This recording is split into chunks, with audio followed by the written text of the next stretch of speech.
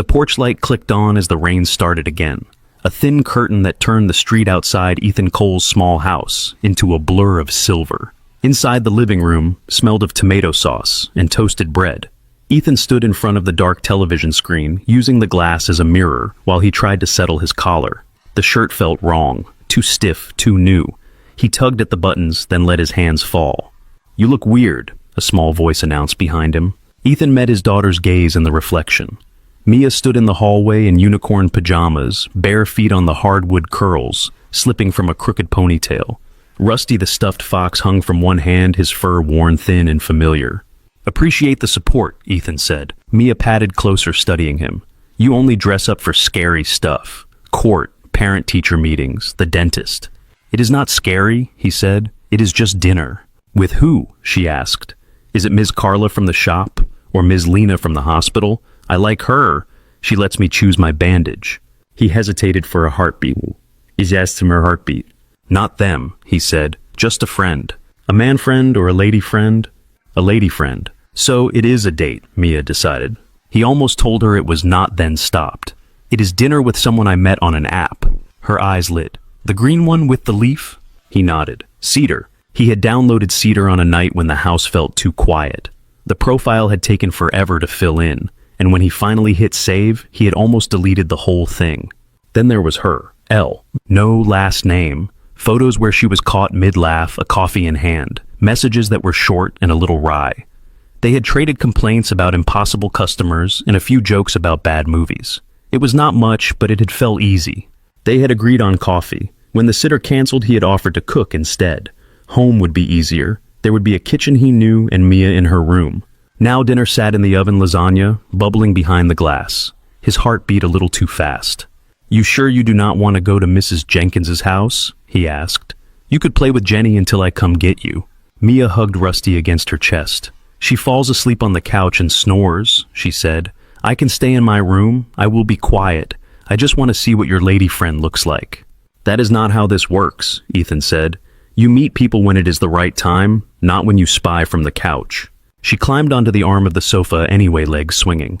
"I can say hi, then I go read, promise." He looked at her at the stubborn line already forming in her mouth. He knew that look. "Fine," he said. "Hi then book, deal." She stuck out her hand. He shook it. Her palm was small and slightly sticky. He did a quick sweep of the room, nudging a pile of crayons back toward the coffee table, straightening a stack of picture books. Toys in the corner, a jacket on the chair, mail on the counter, a life you could read in one glance. From the hallway, a fox-shaped nightlight glowed faintly outside Mia's door, painting a small orange pool on the floorboards. 3 years earlier, there had been another light at night, the rectangle of a phone in someone else's hand, a voice laughing in the dark. He pushed the memory away. This was not betrayal, it was dinner. The rain brushed harder at the windows. Ethan wiped his palms on a dish towel and checked his phone. 7 o'clock. "Is she late?" Mia asked. "She is right on time," he said. "And even if she was late, that would be fine." "Do you think you will like her?" Mia asked. "I will find out," he said. "That is the point." Rusty slipped from her hand, bounced on the cushion, then was scooped back into the circle of her arms. The doorbell rang. The sound cut through the house sharp under the muffled rain on the roof. The porch light brightened through the frosted glass, turning the entry into a soft yellow square. "That is her," Mia whispered. "Remember the deal," Ethan said. "Hi then book." She nodded, serious now. Ethan walked to the door. His heartbeat climbed. His hand closed around the knob. The metal felt cool under his fingers. For a moment, he just breathed in tomato and garlic and wet air. He opened the door. A woman stood on the porch, framed in the circle of the porch light. Her hair was shorter than he remembered, cut to skim her jaw, damp at the ends where the rain had caught it. A green jacket hugged her shoulders, darkened in patches. Her eyes were the same light brown with a trace of gold widening as they met his. "Ethan," she said. His stomach dropped. His fingers tightened on the edge of the door. "Lena," he heard himself say. Lena Hart, Haley's sister. The woman who had cried into a napkin at his wedding and rocked his newborn daughter in a hospital chair, who had vanished from his life when the marriage exploded. The person he had not seen in 3 years. She was not supposed to be here. She was not supposed to be his date. Behind him, Mia's voice floated from the couch. "Dad, is your friend here?" Ethan did not turn right away. For a second, he just stared at Lena, the rain behind her, the porch light glowing on her wet jacket. I had no idea, she said. Her fingers tightened around the strap of her bag. I swear, the app only showed your first name. I never thought it was you. The same, he heard himself answer. His voice sounded too flat to his own ears. I did not know either. Dad, Mia called again. The cushion squeaked as she slid off the couch. Is your friend here? Lena's eyes flicked past him toward the sound. Something moved across her face, a mix of hope and worry. Ethan stepped aside just enough for Mia to see. Mia rounded the corner at a run. She skidded to a stop on her socks when she reached the entryway, hands on the doorframe. Her mouth opened. Aunt Lena. The name hung between all three of them. Mia did not wait for an answer. She launched herself across the small space, Rusty bumping against her chest, and wrapped both arms around Lena's waist. The bag swung forward and thumped against Ethan's shin. Lena let out a breath that sounded too close to a sob and crouched down to Mia's level. Her jacket crackled as it moved. She pulled the little girl into her arms and pressed her face into Mia's hair. Hey, Bug, she whispered. Look at you. Mia pulled back just far enough for Lena to see her. You cut your hair, Mia said, and you smell different. I work in a hospital now. That might be the antiseptic, Lena said and laughed a little. It came out shaky. You got taller. Someone stretched you. I am 6, Mia said. Dad says that is almost 7. Does he now? Lena murmured. Ethan watched them, one hand resting against the partly open door. The thought that this might be some elaborate joke flicked through his mind, then vanished. The surprise on Lena's face was too real. The damp marks around her eyes were too real. Water dripped from the edge of the porch roof. The night air pushed a cool draft into the house. You should come in, Ethan said quietly. You are getting soaked. Lena hesitated. Her gaze lifted from Mia to him. Are you sure I can leave? We can pretend Cedar glitched and this never happened. Mia clung tighter. No, stay, please. You have to see what Dad cooked. He used the oven. That almost never happens. Ethan felt the corner of his mouth twitch. She is overselling it. It is lasagna from a box. With extra cheese, Mia added, and the crunchy thing. Breadcrumbs, Ethan said. Lena gave a soft, helpless kind of smile. I do like cheese.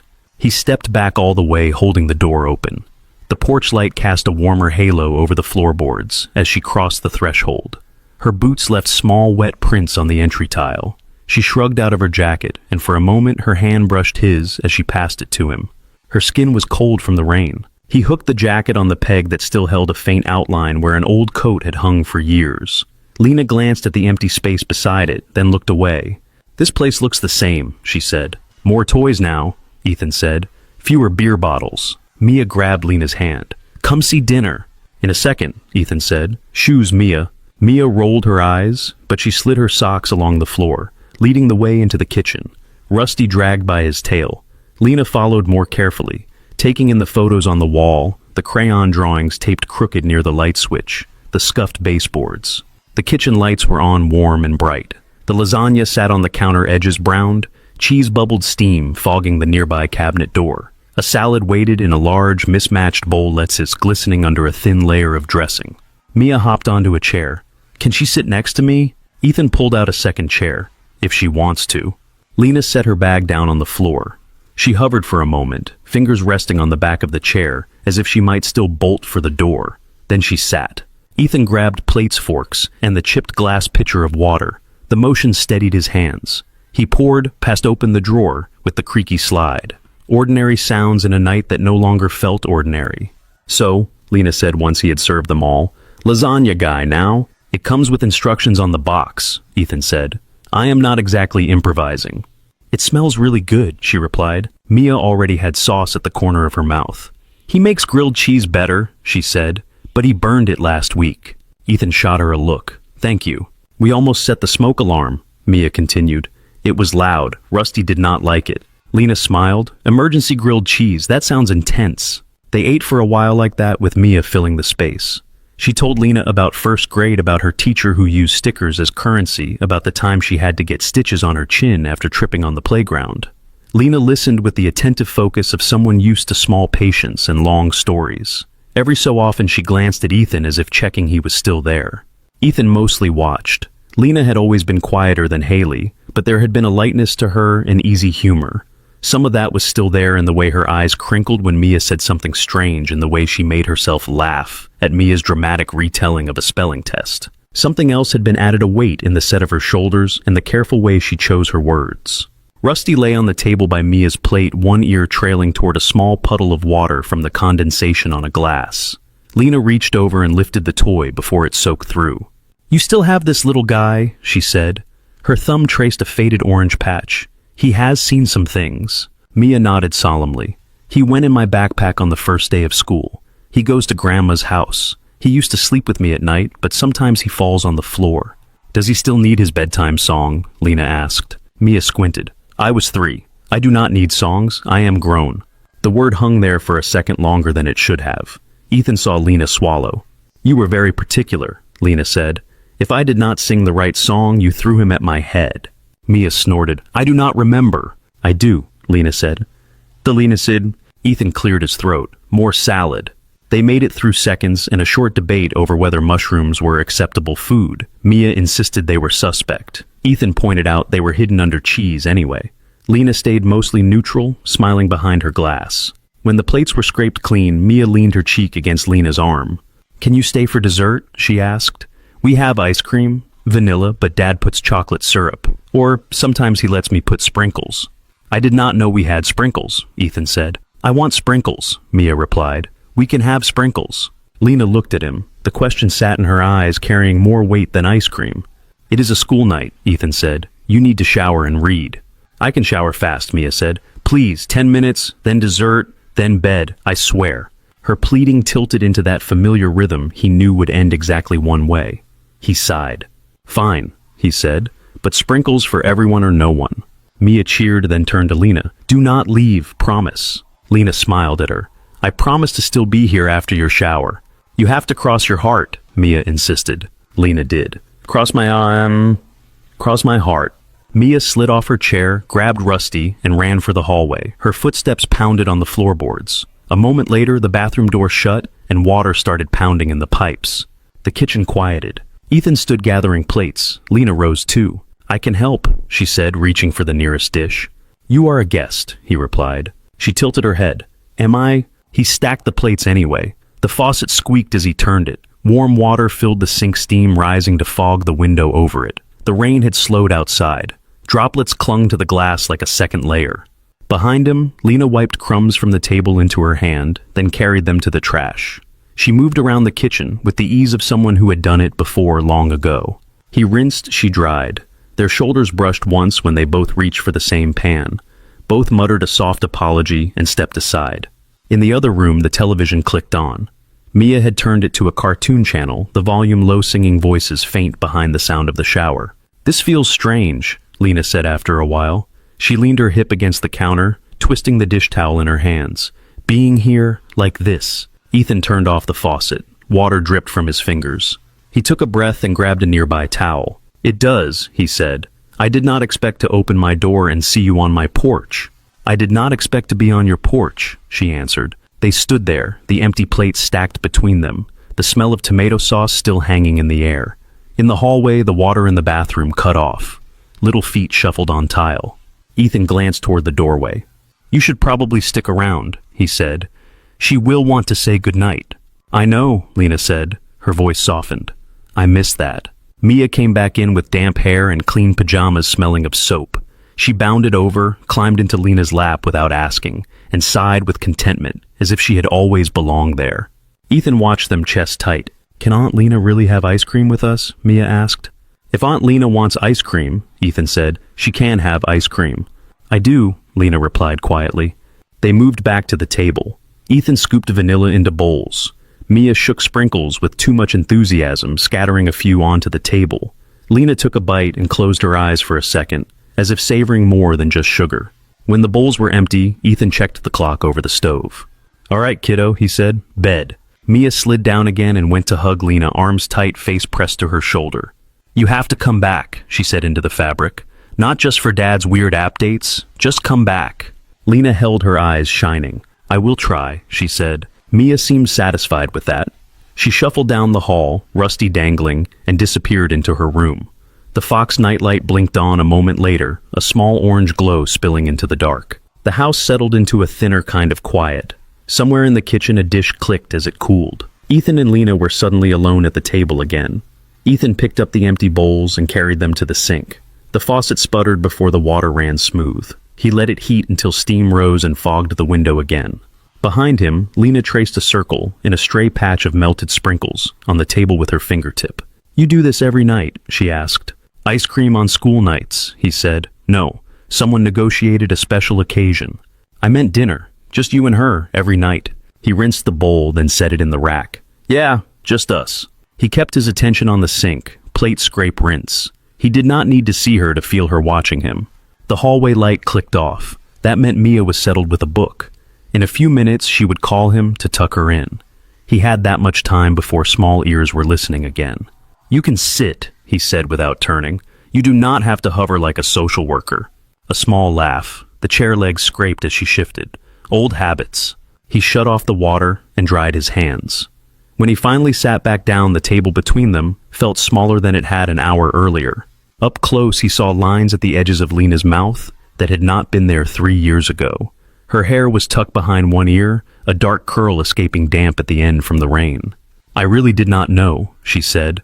"On Cedar, if I had seen your last name, I would have swiped left so fast the screen cracked." He huffed a quiet sound that was almost a laugh. "Good to know." "I mean not because of you," she said quickly. "Because of everything." "Everything covers a lot," he said. "It does." Silence stretched. It was not empty. It hummed with all the questions neither of them had ever asked. He pulled his glass closer and spun the water, watching the ice cube bump the sides. "So," he said, "how is Haley?" Lena's fingers stilled. She looked at the table, then at him. "She is in San Diego," Lena said, "still chasing the sun." "San Diego," he repeated. "She moved about a year after she left," Lena went on. "Met someone, got married last spring. It was small, beach linen, bare feet, very on brand." The old ache in his chest barely stirred. He felt it more like a memory of pain than pain itself. "Good for her," he said. It surprised him how much he meant it. They started a company together, something with apps for travel. Last time we talked, she was in Bali for some retreat. She took a breath that sounded thin. She did not ask about Mia. There it was, the part that still landed like a stone. "She has not called," he asked. "Not me," Lena said. Lena said, "Maybe your side." "She sent a postcard when she first moved," Ethan said. "A picture of the ocean. It said she hoped Mia would visit when she was older. No return address, no phone number." Lena let out air slowly. "Of course." He tried to imagine Haley on a beach with a drink laughing at something clever and temporary. The image did not collide with anything inside him anymore. It just sat there. When she left, he said, "I thought she needed space. I thought she would take a break, figure things out, come back. I kept Mia's backpack packed for months. Told myself it was in case of emergencies." Lena watched him, eyes steady. "Ethan," she said softly. "I know," he said. "I know she is not coming back. I knew that long before the postcard." The kitchen smelled faintly of coffee now, though no one had made any. It was just the scent that lived in the walls, soaked into wood and grout over years. He rested his forearms on the table. "I thought you might come by," he admitted. "Back then. After." "I wanted to," she said. "Then why did you not?" Her hand went to the small silver ring on her right hand. She spun it once, twice, like she had earlier. "My mother had an opinion," she said. "Everyone did." He did not need a full explanation to fill in the picture. Family dinners, worried glances, sentences that started with, "You have to understand she is your sister." "They blame me," he said. It came out more matter-of-fact than bitter. "They blame the town," Lena said. "The house, the baby, the routine. Everything except the part they should have looked at." He blinked. "Meaning what?" "Meaning Haley," Lena replied. "She has always been restless, ever since we were kids. She used to climb out her window and sleep on the roof just to feel the night air. Nothing was ever enough for long. Not school, not jobs, not people." He let that sink in. It fit with pieces he already knew. The way Haley used to talk about leaving, about big cities and big lives. The way she would go quiet when laundry piles grew and bills came due. "I thought she would change," he said. "When Mia was born, I thought that would ground her." "I hoped so too," Lena said. "I saw how you tried. I saw how tired you both were.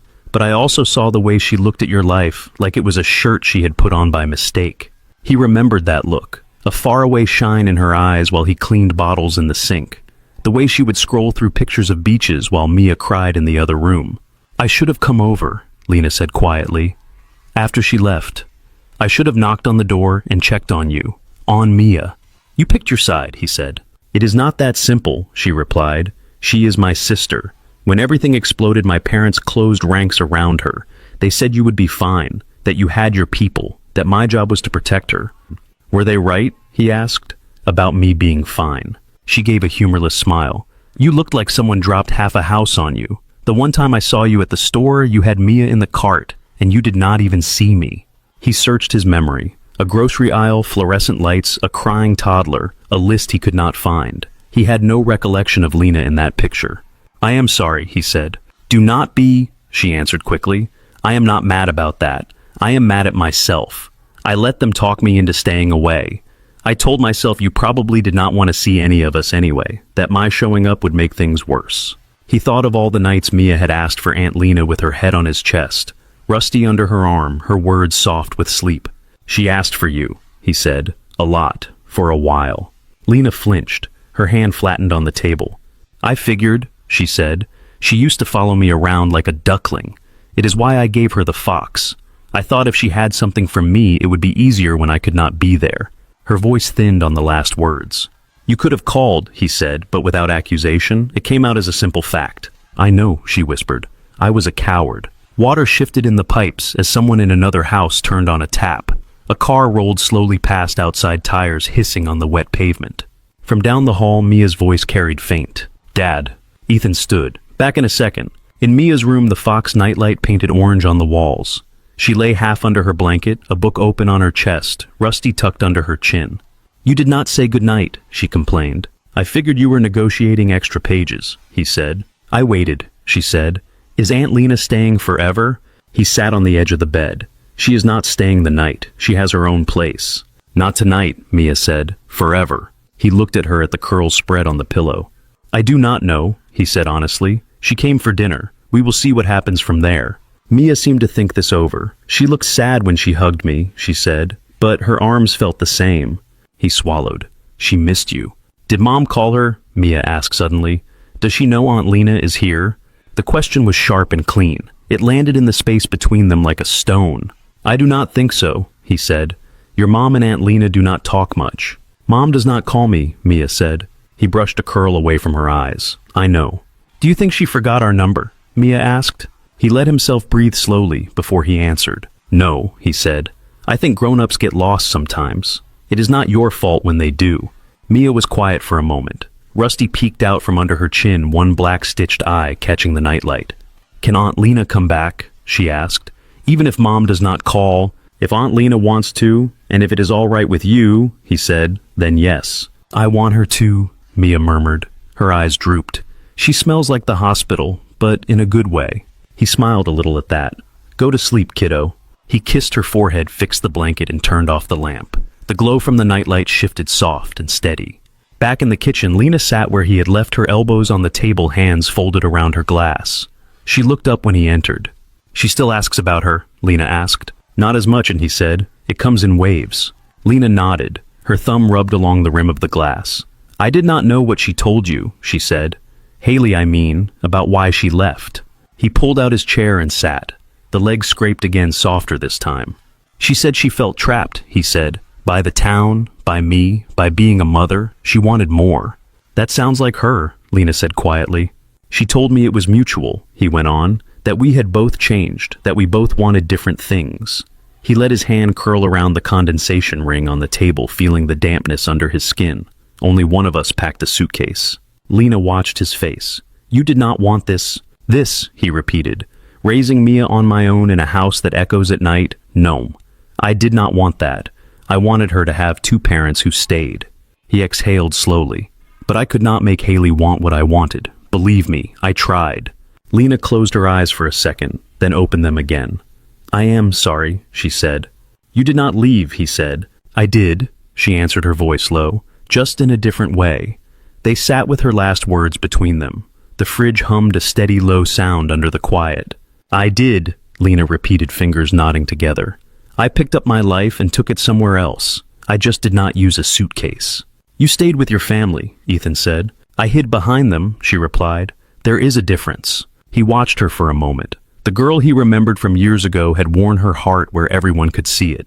The woman in front of him had tucked it away somewhere safer. "You are here now," he said. Her mouth twitched. "Because your dating app matched us." "Feels like a very specific bug," he answered. "Or a very rude feature." The corner of his lip lifted. He rubbed at another ring of water on the table, smearing it into a faint streak. "I am sorry I did not reach out," Lena said. "To you, to Mia. That is all I really wanted to say tonight. If Cedar had not forced this, I might never have said it. But I mean it." He let that sit. For a long time, he had told himself that the whole Hart family had turned their backs on him and Mia. It had been easier that way, cleaner. Hurt was simpler if it was solid. Hearing her talk, the edges blurred. Mia was 3, he said quietly. She did not understand sides. She just knew people were gone. Lena's eyes shone. "I know," she whispered. "If you let me, I would like to at least fix that part." The image of Mia curled in her lap a few minutes earlier rose easily. His daughter had not hesitated. She had poured herself back into Lena's arms as if no time had passed. "She wants you here," he said. "That is obvious." "I do not want to confuse her," Lena said. "Show up and disappear again." "Then do not disappear," he said. She looked at him, and for the first time all night there was something almost like relief in hers, not full, not settled, but present. "You would be all right with that?" she asked. "Me being around a little, for her." "For her," he echoed. They held that line like a handrail. It made everything feel safer. He stood. "I should walk you to your car." On the porch the rain had thinned to a mist. The boards creaked softly under their steps. The air smelled of wet leaves and distant smoke from a neighbor's fireplace. Lena slipped her jacket on. Ethan opened the door, and cold slid in, wrapping around his ankles. Her car sat under the street lamp at the curb, droplets catching the light. She paused at the top of the steps and looked back at the house. Through the front window, she could see the faint glow of the Fox nightlight at the end of the hall.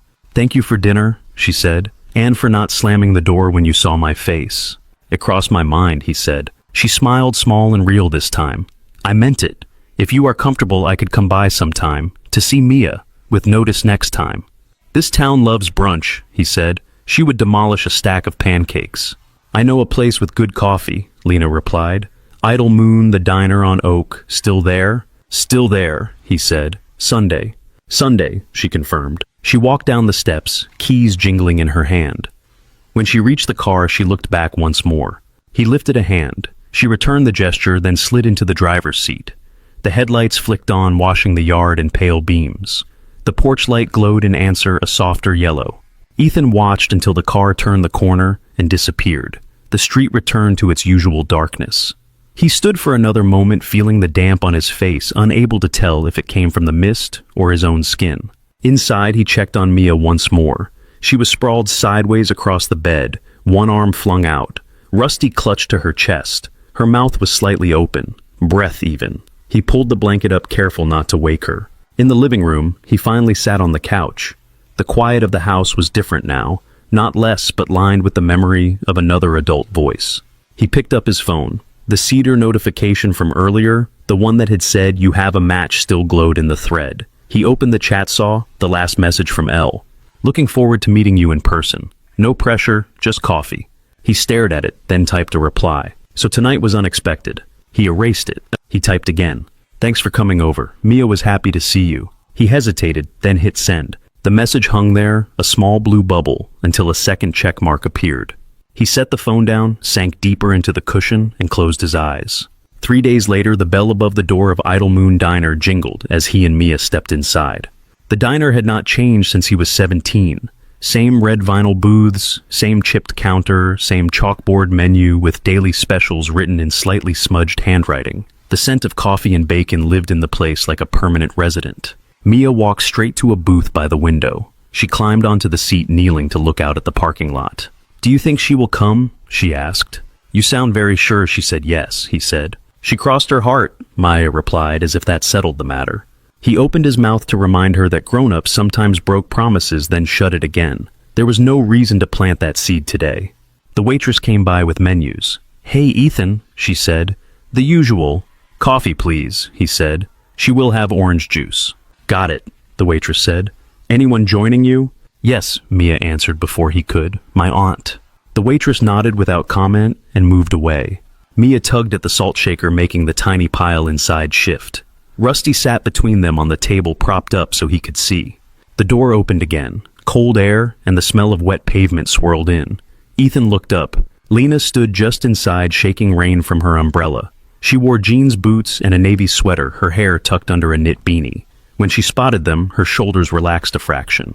Mia waved both arms. "Here." Lena smiled and crossed the room. The knit of her sweater brushed against the vinyl as she sat down next to Mia. "You made it," Mia said. "I told Dad you would." He did not answer, but his face looked worried. Ethan picked up his coffee. "I did not look worried." "You look like when you cannot fix the heater," Mia said. "You get a line here." She poked a finger between her eyes. Ethan knocked her hand away gently. "Do I need to apologize for her honesty now?" he asked Lena. "I like her honesty," Lena said. "It is useful." Her eyes met his over Mia's head. The contact was brief, but quieter than their messages had been. They ordered pancakes and eggs. Mia requested extra syrup. She talked with her mouth full about a math game her teacher had shown the class. Lena listened and asked questions that made Mia puff up with importance. Ethan watched them and sipped his coffee. This, he realized, was the piece he had missed most. Not romantic dinners or date nights, but simply existing in public as more than a man and a child. Having another adult at the table, someone to share the small comments and everyday observations. He caught himself and looked away, focusing on his plate. After brunch, they stepped out into the weak sunlight. The rain had paused. The parking lot glistened. "Can we go to the park?" Mia asked. "Please, the one with the big slide." "We did not bring your boots," Ethan said. "It is muddy." "I will hold her hostage until you do," Lena said. "The slide is a classic." He frowned. "You had plans." "I have a late shift," she said. "I have time." Mia slipped her hand into Lena's. The sight hit him with more force than he expected. The small fingers inside the larger hand, the easy way Mia trusted.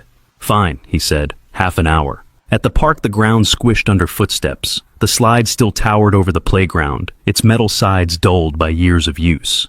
Mia ran ahead, Rusty tucked under her arm. She climbed, climbed again. Her laughter carried on the cool air. Ethan and Lena sat on a damp bench. Their shoulders did not touch, but the space between them felt charged. "How is work?" he asked. "Boring answer," she said. "Busy. Kids do not schedule their emergencies for convenient times." "You look tired," he said, then winced. "I mean in a competent way." She laughed. "That is one way to phrase it. It is a lot. Worth it, though. Sometimes you hold a baby and they stop crying, and you feel like you have superpowers." He watched Mia clamber onto the climbing frame. "I remember that feeling." "I saw you with her in the hospital," Lena said, "back when she was born. I thought he was made for this, for being a dad." "That is not how it felt at 3 a.m, he said. "But thanks." They fell into a rhythm then. He told her about the repair shop, about Mrs. Nichols, who called every time her freezer hummed louder than usual. She told him about night shifts and coworkers and the vending machine that only ate her money. When Mia finally trudged back to them, knees muddy, hair wild, she looked satisfied. "We can come again," she told Lena. "If your dad approves," Lena said. Mia turned to Ethan with the same direct gaze she used when asking for extra dessert. "Can she come hang out at our house sometimes? Not just pancakes and park." He looked at Lena. Her face was open, hopeful, and wary at once. "She can come by," he said, "if she feels like dealing with our mess." Lena's smile came slowly, but it settled. "I think I can handle it." Over the next week, she did more than handle it. She showed up on Tuesday evenings with a bag of groceries and recipes on her phone. She helped Mia build a paper solar system for science, her hair pulled back, flour and glue on her fingers. She cheered from the sidelines at soccer practice, clapping, even when Mia only chased the ball without touching it. Sometimes she arrived straight from the hospital, sneakers squeaking on the kitchen floor, scrub top hidden under a jacket. Sometimes she came on her day off in soft sweaters and jeans, carrying a board game under one arm. Rusty migrated. The fox started appearing not just in Mia's bed, but on the coffee table next to Lena's mug, or tucked into the pocket of Lena's jacket smuggled there by small hands. The house changed in ways that were hard to measure. There was another pair of shoes by the door, another laugh in the living room, another voice joining his when he reminded Mia to brush her teeth. Ethan told himself that it was good for Mia. He told himself that this was about giving his daughter back a piece of family she had lost. That was true. It just was not the whole truth. One Friday evening, they ended up on the couch again. A cartoon movie played on the screen, bright and loud. A bowl of popcorn sat half-eaten between them. Mia was curled sideways, her head in Lena's lap, feet draped over Ethan's thighs. Rusty lay on Mia's stomach, rising and falling with her breathing. Halfway through the movie, Mia's eyes closed. Her hand relaxed over the fox, her mouth parted. Lena brushed a curl away from Mia's forehead. Her fingers were gentle, mindful of not waking her. Out, Ethan said quietly. Completely, Lena replied. They both reached for the popcorn bowl at the same time. His hand brushed against hers. Warmth sparked where their skin met. Neither pulled away immediately. She looked up. The light from the television washed blue over her face, softening the lines there.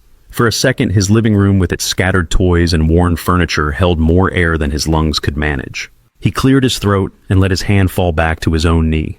She will be mad if she wakes up and missed the ending, he said. She has seen it 5 times, Lena answered. Her voice had dropped softer than the movie soundtrack.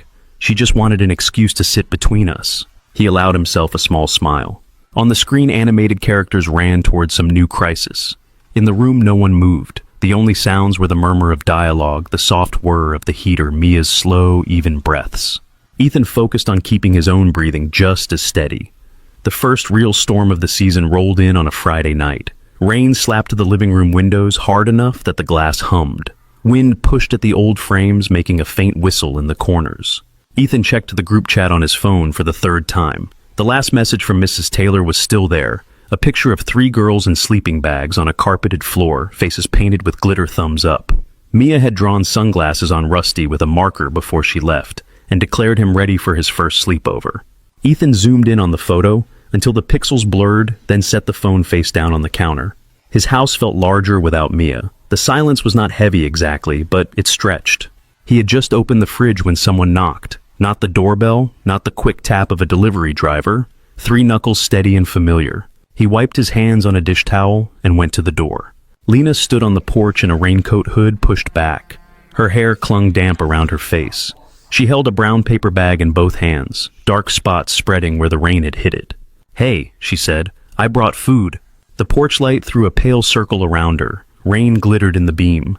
Behind her, the streetlights were smeared halos. "You did not have to," Ethan said. "You told me you were going to eat leftover cereal and call it a night," she replied. "That is a cry for help." He stepped aside. "Come in." She slipped past him, brushing a cool breeze into the hallway. He closed the door, and the sound of the storm dropped to a muffled roar. Inside, she pushed her hood back and shook off a few drops. The smell of wet wool and city air followed her. "How was the party?" she asked, nodding toward his phone on the counter. "They turned Mia into a unicorn with glitter," he said. "She seems thrilled." "Of course she is," Lena said. "She loves chaos."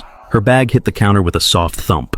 She unfolded the top and pulled out a container of marinated chicken, a bunch of cilantro, a pack of tortillas, a lime, an onion, a small jar of something red.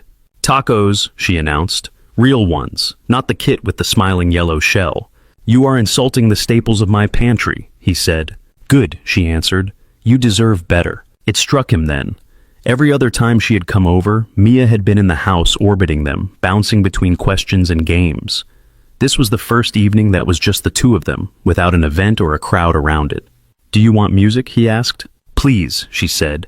"If I hear one more monitor beep in my head, I will lose it." He loaded a playlist at random. Soft guitar filled the kitchen. The storm became a low backdrop to it. Lena started slicing onions with quick, practiced movements. He pulled the chicken from its container and heated a pan. Oil hissed when it hit the hot metal scent, rising rich and sharp. They moved around each other without much talk at first. The kitchen was not big, but they did not bump often. When they did, it was a bump of hips or shoulders, a quick apology, a sidestep. He noticed she had memorized where everything was. The cabinets she opened were the right ones every time. Plates, glasses, spices. She knew where he kept the cumin and the extra salt. At some point, his kitchen had become partly hers. "Work?" he asked, as she smashed an avocado in a bowl with the back of a fork. "Long week," she said. "Flu season starting, babies everywhere." "Any sleep?" he asked. "T'es pas saisiste." "A little," she said. "Enough to drive without seeing double. You..." 2 in a row where no one called about their water heater exploding, he said. "I am not sure what to do with the peace." "You invite a woman over and feed her grilled chicken?" she said, crumbling cheese into the bowl. "That was your idea," he said. "Details," she replied. The chicken browned, filling the room with the smell of char and spices. He flipped the pieces, listening to the sizzle. The heat warmed his face, pushed the damp chill from his skin. When they sat down, the table looked almost festive. Tacos piled on plates, lime wedges catching the light, a small dish of sliced jalapenos that Mia would never have gone near. Lena took a bite and closed her eyes for a second. "This is good," she said. "You are wasted on lasagna boxes." "Credit the marinade," he said, "and that blog you texted me." "I have officially increased your dinner repertoire to 2 meals," she said. "My work here is done." They ate without hurry. The rain filled the pauses in their conversation. It rattled at the windows, washed over the roof in slow waves. He told her about a job from that morning, about crawling under a house to fix a pipe, while a raccoon watched him from the far corner, like a suspicious landlord. She laughed, covering her mouth with her hand as she chewed. She told him about a little boy who kept calling her Dr. Nurse, no matter how many times she corrected him, and about a teenager who insisted he did not need stitches, even as his knee kept bleeding through a towel. By the time the plates were mostly bare, and the music had looped through the playlist twice, the house felt different again, looser, warmer. Ethan leaned back in his chair, legs stretched under the table. "This was better than cereal," he said. "I will remind you of that next time you claim you do not need saving from yourself," Lena said. He gathered plates. She stood up when he did. "I will wash," she said. "You cooked." "You worked all week," he answered. "I like washing dishes," she said. "It is straightforward. You see the progress. Do not take it from me." He gave in, carrying everything to the sink. She ran the water, adjusting it until steam rose. The scent of dish soap spread, cutting through the spice and lime. He wiped the table, feeling the smooth grain of wood under the damp cloth. Behind him, plates clinked, water splashed. The storm went on, beating at the walls. When the kitchen was clean enough to satisfy both of them, they drifted to the living room almost without speaking. The lamp in the corner cast a warm puddle of light over the couch. The television sat dark. Lena curled into one corner of the couch, tucking her feet under herself. Ethan took the other, one arm draped along the back. For a few minutes they just listened. Rain on glass, wind in the trees, a distant car on wet asphalt. "I have wondered something for a long time," Lena said at last. Her voice was quiet, but it cut clear through the sounds. He turned his head. "Yeah, you do not have to answer," she said. "You can tell me, it is none of my business, but I would like to know."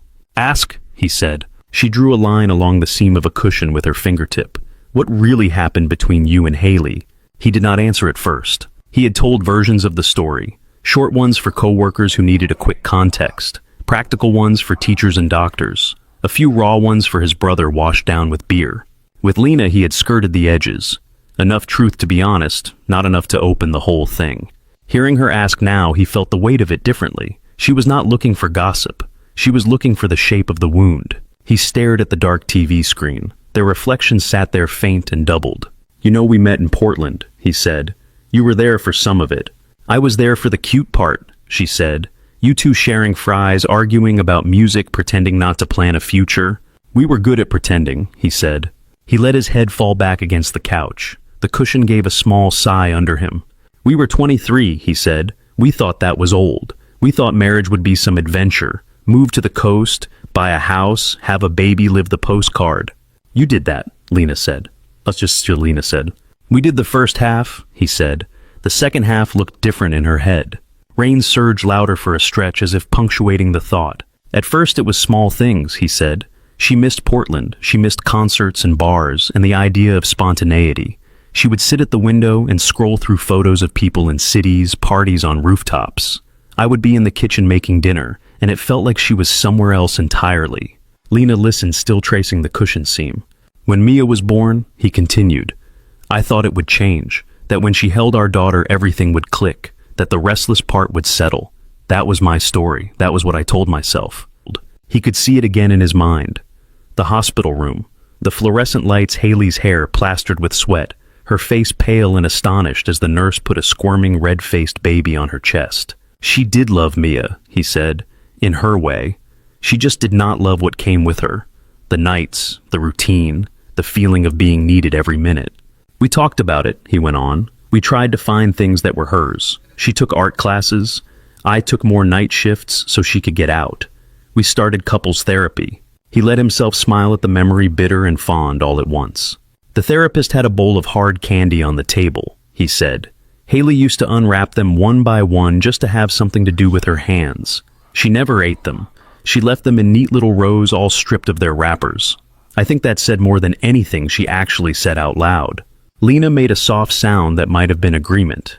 When Mia was 2, he said Haley got a job offer in New York, marketing for some travel company, big money, big city, exactly what she used to talk about in college.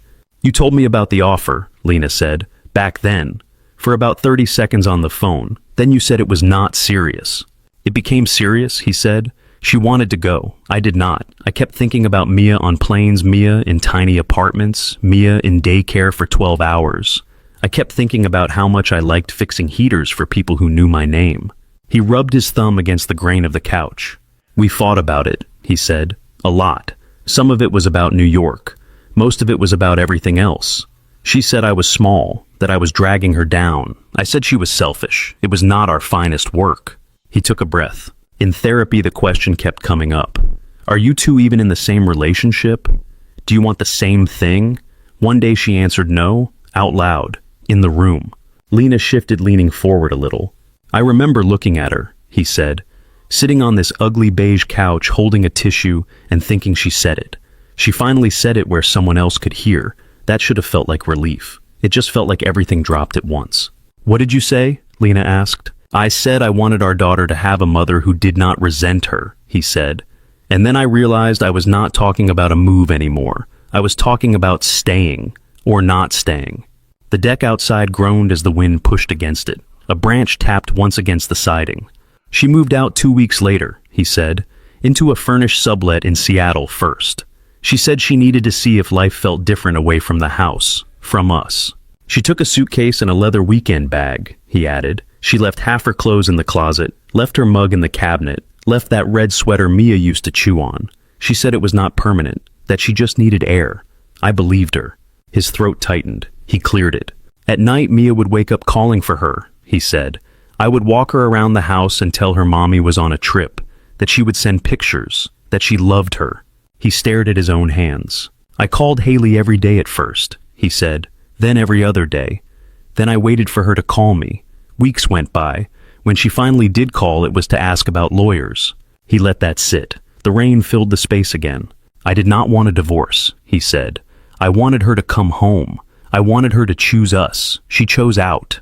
Lena watched him, eyes dark and clear. She did not reach for him, did not fill the space with words. She let the story land where it needed to. He sank back into the couch. That is the longer version, he said.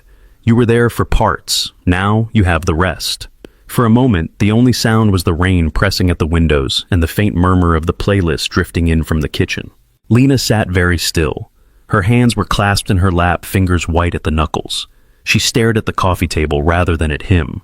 I did not know, she said finally. Not all of it. Pieces sure, the job offer, the fighting, the late-night texts that stopped. But not the way she said it in that room, not the way she left you holding it all. You knew enough, he said. I knew just enough to pick the wrong place to stand, she answered. He watched her turn the silver ring on her finger again. It slipped over her knuckle and back a tiny loop of movement that matched the circle in his chest. What did she tell you? He asked. Lena drew in a breath, held it, let it out. That the two of you had grown apart, she said. That you both wanted different things. That she felt suffocated here, and you understood. Understood, he repeated. That was the word, Lena said. She did not say you begged her to stay. She did not say you were still trying. Of course not, he said. He felt no heat in the words.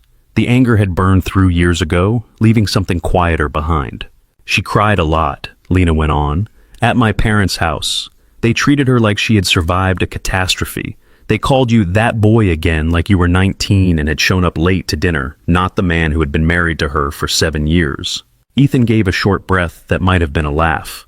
I remember that boy, he said. I was supposed to be on her side, Lena said. That was the expectation. She is my sister. Bloodlines, all that. Were you? He asked. Lena was quiet. Her eyes found his. I was confused, she said.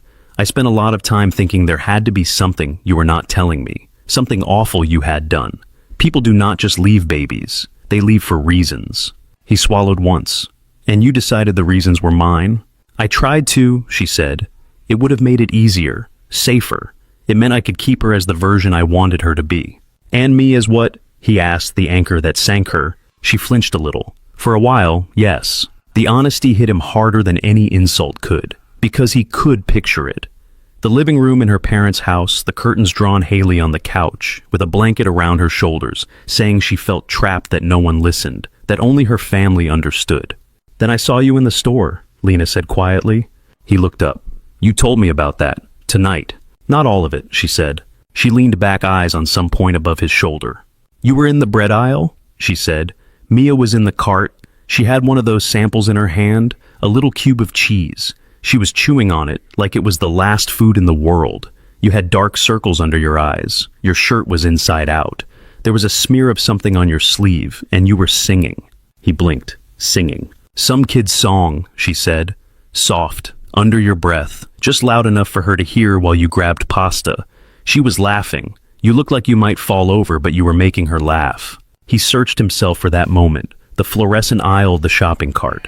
All he could find was a blur of lists and crying. He believed her anyway. "I stood there and watched you for maybe 30 seconds, Lena said. "Then I walked away before you could see me." "Why?" he asked. Her lips pressed together, then eased. "Because in that moment," she said, "the story I had been telling myself about who did what stopped working. You did not look like a man who had agreed to give up on his marriage. You looked like someone who was trying very hard to keep his kid from feeling the full impact of her mother leaving." He held her gaze. "So you left me to it," he said. "I told myself you had your side," she said. "Your family, your friends, the people at the shop. I told myself crashing into your aisle with mine would only make things worse." He let out a breath. "You tell yourself a lot of things." "That is what I do," she said. "I build stories. It is how I keep moving." He shifted on the couch, turning more fully toward her. "So what is the story now?" he asked. She looked at him. The lamplight caught in her eyes, making them shine. "That I hurt people by staying away," she said. "That I hurt you. That I hurt her." "Mia forgives fast," he said. "Kids do," Lena answered. "Adults are more complicated." He watched the muscles in her jaw tighten and loosen. There was something else sitting behind her words, something she had not named yet. "You said earlier you were a coward," he said. "That is not why you stayed gone, not all of it." She let out a small, humorless laugh. "You were always good at seeing under the easy answers." He waited. "I stayed away for a lot of reasons," she said. "My parents, Haley's version of things. Fear that you blamed me as much as you blamed her." She paused. Her hand found the ring again, turning it around her finger. "And there was something else," she said. "Something I did not have language for at the time. Or maybe I did, and I did not want to use it." His chest tightened. "Lena." She looked straight at him. "I was always a little in love with you," she said. The words were not loud, but they landed in the air between them with clean weight. He did not move. His heartbeat roared briefly in his ears, louder than the rain. "Even back then," she said. "College, your wedding, the first time you brought Haley home. It was not some big forbidden romance. I was not plotting. I loved my sister. I loved that she was happy with you. I loved you for making her laugh, for making her feel safe." She spoke slowly, picking each word with care. "But somewhere in there," she went on, "I also loved the way you talked to me when she left the room. The way you remembered I had an exam and made coffee extra strong. The way you stood for 2 hours in our mom's kitchen fixing a cabinet because it drove me crazy when it squeaked." He swallowed. His mouth had gone dry. "I respected your marriage," she said. "I never tried to be anything more than her sister around you. I dated other people. I told myself I was being dramatic. But the feeling was there like a low hum in the background." She looked down at her hands. "When she left you," she said, "that hum got louder. All of a sudden there was this space where she used to stand. And every time I thought about walking toward you, every alarm in my head went off. It felt wrong. It felt like betraying her even though she was the one who had walked away." She rubbed her thumb across the ring skin, reddening. "So, I did the only thing that made sense in that mess," she said. "I stepped away from both of you. If I did not let myself be your support or Mia's, then I could not cross any lines. I told myself I was protecting everyone. What I was really doing was running." The confession hung between them, warmer and more fragile than anything she had said all night. Ethan leaned forward, elbows on his knees, hands loose. "You thought I would want you to stay away," he said. "I thought I did not deserve to be near you," she replied. "That whatever I felt disqualified me. Good sisters do not have those thoughts." He sat with that. The storm softened outside, the rain falling in steadier lines. "I should tell you I never thought of you like that," he said slowly. A flicker passed through her eyes. Not surprise, more like bracing. "And that would be a lie," he added. Her breath caught. "When I first met you," he said, "I thought you were funny and sharp and less impressed by me than Haley was. I liked that. It kept me honest. I liked being around you." "You liked being around everyone?" she said, trying for lightness. "Not like that," he said. "There were nights early on when I would come over for dinner, and I would catch myself tracking your reactions to things, not just hers." He let his gaze rest on her without flinching. "I told myself it was normal," he said, "that you were becoming my sister too, that of course I cared what you thought. When Haley and I started falling apart, I built a wall in my head and put you on the other side of it. I did not let myself go there. It was hard enough watching one relationship die." The lamplight made a soft halo on the wall behind her. Her shadow cut through it. "And now?" she asked. The question was simple. It was not simple. He thought of Mia asleep with Rusty under her chin. He thought of taco nights and muddy park benches and the way Lena's laugh lifted a room without asking permission. "Now I see you in my kitchen," he said. "On my couch. In this house. I see the way you are with her. The way you are with me. And I know it is not just about the past." Her shoulders dropped a fraction, as if she had been holding breath for days. "I care about you," he said, "in a way that is not brother-in-law, not casual friend. I do not know if the word is the same as yours, but it is not small." The room felt smaller around the truth, not cramped, just concentrated. Lena's eyes shone again, but she did not look away. "I told myself," she said slowly, "that if I ever said this out loud, it would blow everything up, that you would be angry or disgusted, or you would tell me I had ruined something that was already broken." "I am not angry," he said. "You should be," she replied. "I am telling you I loved you while you were married to my sister, that I loved the man who came out the other side of that, the one sitting here now, the one who reads bedtime stories in 3 different voices and can fix a dryer with a bent spoon." His throat tightened again at the word she slipped in there. Love. It sat there, without grand announcements, simply worn in like a comfortable shirt. He reached for the edge of the coffee table, fingers closing around the wood. "The part that scares me," he said quietly, "is not what this says about the past. It is what it does to Mia's future." Lena nodded at once. "I know," she said. "She is the important one. She adores you," he said. "If we do something with this and it falls apart, she loses you all over again. I cannot put her through that." Lena's hands tightened again. "I would not leave her," she said, the words bursting out before she could soften them. "You say that now," he said gently. "No one walks into these things planning to leave." She closed her eyes for a moment, then opened them. "I understand," she said. "I am not asking you to ignore her. I would never want you to. I just needed you to know why I disappeared, and why I am here. I needed you to know the whole ugly, complicated shape of it." He let his hand slide from the table to the couch cushion between them. Slowly, as if testing cold water, he turned his palm up. Lena watched the movement. Her own hand hovered for a second, then settled into his. Her fingers were cool. His were warm. Their hands fit together with embarrassing ease. "We can decide what to do with this later," he said. "We do not have to name everything tonight." She nodded. Her grip tightened. "But I am glad you told me," he added. "Even the bad parts?" she asked. "That's not Nicky." "Especially those," he said. "I am tired of half stories." They sat like that side by side on the couch, hands joined the storm, slowly unwinding outside. The house felt less empty, less large. It felt full of something fragile and real, something that would require care. In the hallway, the Fox nightlight glowed against the dark, steady and small. Their joined hands lay between them on the couch, a small bridge in the warm pool of lamplight. Ethan felt every point of contact, her fingers along his, the slight curve of her palm, the steady pressure that said she was there and not planning to bolt for the door. The rain had softened to a steadier fall. It whispered now instead of pounding. Lena watched their hands for a moment. Her thumb moved once, tracing the side of his index finger. "So what do we do with this?" she asked. He breathed in, let the air fill his chest slowly, then out again. "I do not know yet," he said. "I just know it is not nothing." Her mouth twitched. "Not nothing, that is one way to put it." The joke eased some of the tension, but not all of it. She shifted closer by an inch, the couch cushion dipping under her weight. "I meant what I said," she added. "I will not be the reason Mia gets hurt again. If this is just a thing that lives in our heads, if that is safer, I can live with that." He turned toward her, their knees nearly touching now. "I cannot pretend I do not feel it," he said. "That is the thing. I tried not to think about you that way for years. You still got in."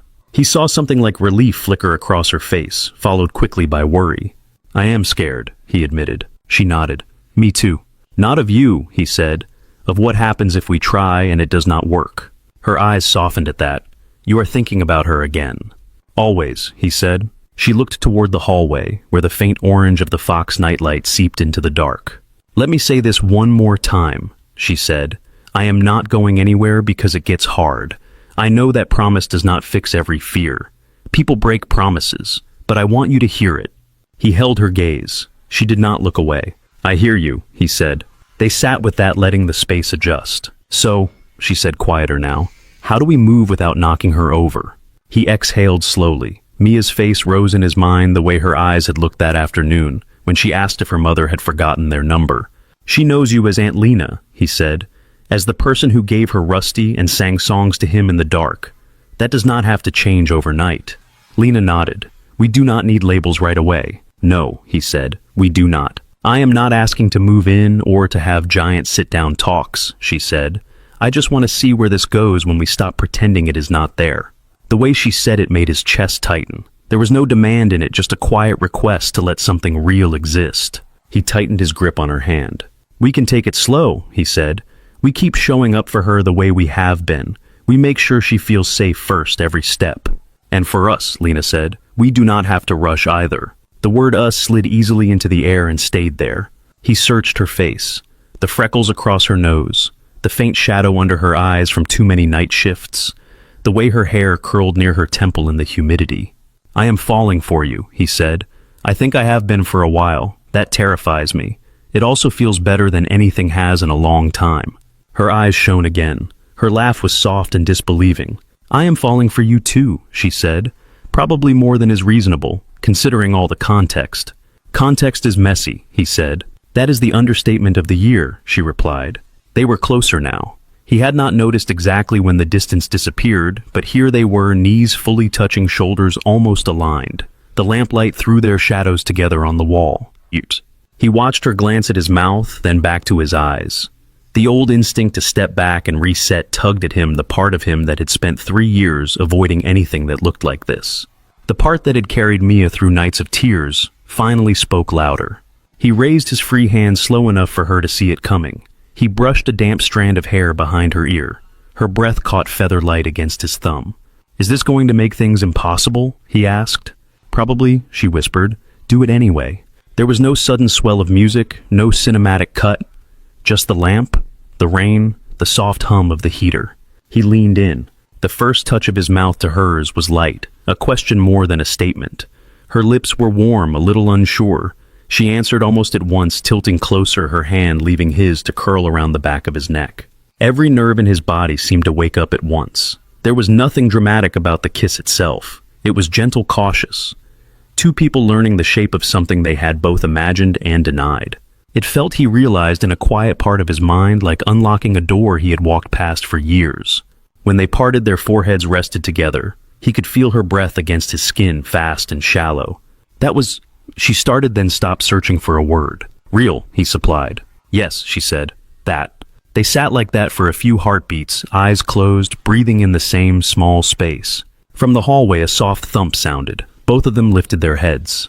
Rusty lay on the carpet just outside Mia's doorway, a small orange shape that had tumbled from the edge of the bed. He must have fallen when she rolled over in her sleep. Lena let out a quiet sound that was almost a laugh. Of course, she said. He would choose now to jump.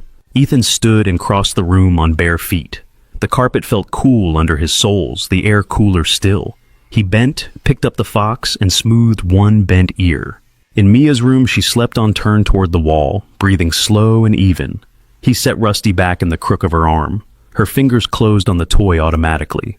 He stood for a second, watching her with the fox under her chin and the nightlight painting her cheek in orange. When he returned to the living room, Lena was still on the couch, knees drawn up, a little lips pinker than before. Back where he belongs, Ethan said. Good, she replied. One of us should have our life sorted out. He sat again, closer this time. Their sides brushed. We do not tell her yet, he said. Not about us, not until it is more than new. Lena nodded. She already knows she can trust me. I do not want to add something she has to question. He turned his hand palm up once more. She slid her fingers into his as if they had practiced it. We do this carefully, he said. No big gestures around her, no secret drama, just small things, for us. Her thumb moved over his knuckles. "I can do slow," she said. "I have waited this long without saying anything. I can handle a little more patience." They stayed like that until the storm quieted to a gentle patter, and the clock over the stove ticked toward midnight. When Lena finally stood to go, he walked her to the door. The porch light clicked on, pouring soft yellow light onto the wet steps. She stepped out, the air cool on her cheeks. Rain had settled into a mist again. She turned back to him, eyes catching the light. "Good night, Ethan," she said. He wanted to lean in again to make the new thing between them tangible once more, but Mia slept down the hall, and the house behind him felt full of watching ghosts. "Good night, Lena," he said instead. She touched his arm once, a brief squeeze through the fabric of his shirt, then moved down the steps. Her car door thudded closed. The engine turned over, headlights carved the darkness. He watched until they swung away. Inside, the house felt both familiar and newly charted. The couch, the lamp, the quiet corridor. All the same, but lined with a different energy now. He turned off the light and went to bed. Sleep did not come easily. When it did, it was full of images of hands and rain, and the way Lena had looked at him when she said the word love. The days that followed settled into a pattern that was almost normal if anyone else had been watching. Messages blinking on his phone in the morning. "How is your coffee on a scale of battery acid to drinkable?" Somewhere in the middle he would reply. A photo from her of hospital sneakers on a scuffed linoleum floor. A reply from him of Mia's cereal bowl with 3 different kinds of cereal mixed together, a chaotic swirl of color. She came by on Tuesday with frozen pizza and a bag of salad. On Thursday she texted from a night shift, asking how Mia's spelling test went. On Saturday she turned up at the soccer field with a thermos of hot chocolate and a blanket. Around Mia they were careful. No lingering touches when they passed in the kitchen. No kisses that were not on the crown of Mia's head. No comments that could not be explained as friendly. When Mia was in the other room, things shifted. Her hand finding his at the sink. His shoulder brushing hers and staying there as they watched a movie. Quick stolen kisses in the shadow of the pantry door, cut shorter than they would have liked by the sound of small feet in the hall. At night, after Mia was asleep and Lena had gone home, his phone buzzed. "You left your mug at my place again. Consider it a deposit," he would type back. The town rolled through autumn into winter. Leaves turned and dropped in slow spirals. The first frost dusted the roofs on their block. At Idle Moon, the chalkboard started listing spiced drinks and holiday specials. One evening near the start of December, they walked back to the car after seeing the tree lighting in the town square. Mia skipped ahead, her breath a puff of white in the cold air, a paper cup of hot chocolate clutched in both hands. Lena walked beside him, hands buried in her coat pockets. "You still all right?" she asked under her breath. "About you being here," he said. "Yes." "About this," she said. She tilted her head slightly toward the space between them. He thought of the last few weeks, the way his days felt less heavy, the way Mia had started humming again when she played alone, the way his chest no longer tightened every time he walked past Haley's old mug on the shelf. That mug now sat in the back of the cabinet. Lena's lived at the front. "I am more than all right," he said. Her exhale came out in a small cloud. "Me too." Snow started in late December light at first, then heavier. The house filled with the smell of cinnamon and pine from the fake tree Mia insisted on decorating herself. Lena helped her untangle lights, their fingers brushing over and over while colored bulbs blinked against the window. Through it all, they kept their agreement unspoken but firm. They were careful. Mia watched more than they realized. Her eyes tracked the way Lena looked at Ethan when he fixed a wonky ornament. She noticed how he smiled easier on nights Lena was there. She saw the way Rusty migrated to Lena's side of the couch when they watched movies. She did not say anything yet. She just pulled the fox closer and kept looking. Snow piled in soft ridges along the windowsill, muting the street outside. The house felt wrapped in cotton. In Mia's room, the only light came from the Fox nightlight and the small lamp on her dresser throwing warm circles over the posters and scattered crayons. Ethan sat on the edge of her bed with an open book in his lap. His voice rumbled low as he read about a dragon who wanted to be friends instead of breathing fire. Mia lay on her side, blanket tucked to her chin, Rusty wedged between her chest and his arm. Her hair smelled like apple shampoo. "You are doing the voices wrong," she said without looking away from the page. "There are no rules for dragon voices," he replied. "That is the fun part." "He is a nice dragon," she said. "He does not sound nice when you make him growly." "Nice dragons can growl," he said. She considered this, then shrugged. "Maybe." He finished the chapter and closed the book, sliding a thumb between the pages to keep their place. The heater hummed through the vent. Somewhere down the street, a car door thudded, then silence again. "One more," Mia said. "It is late," he said. "You have school in the morning." "Half a chapter," she bargained. "A tiny chapter, a chapterlet." He smiled. "Nice try. No chapterlets. You can tell your teacher you invented a new word, though." She watched his face for a moment, then seemed to accept defeat. Her eyes slid to the doorway. "Is Aunt Lena still here?" she asked. He followed her gaze. The hallway beyond the door was empty. The smell of dish soap drifted in from the kitchen. "She went home," he said. "Her shift starts early." Mia pulled Rusty closer, the fox's stitched nose pressed against her chin. "Dad," she said, her voice small in the warm room. "Yeah. Do you love Aunt Lena?" The question did not come with drama. It just landed quiet and direct. His first instinct was to stall to throw a joke at it, or deflect with a question. He stopped himself. She was 6, but she was not fragile glass. He put the book on the nightstand and turned one leg still on the floor, one knee on the bed. The mattress dipped under his weight. "I care about her," he said carefully. "A lot." "That is not what I asked," Mia replied. He huffed a small breath. "You sound like her when you do that." She did not smile. She waited. He let his hand rest on the blanket near her shoulder. "Would it be all right," he asked slowly, "if I did love her?" Her brow creased. "What does that mean?" "It means I like spending time with her," he said. "I like who I am when she is here. I like how she makes you laugh. It means my heart feels full when she walks through the door." She thought about that. Her fingers moved along Rusty's tail, rubbing the worn fabric. "Would she live here?" she asked. "If you loved her, would she stay at our house like you and me?" "Not right away," he said. "Things like that take time." "But maybe," Mia said. "Maybe," he answered. "Would she be like a mom?" Mia asked.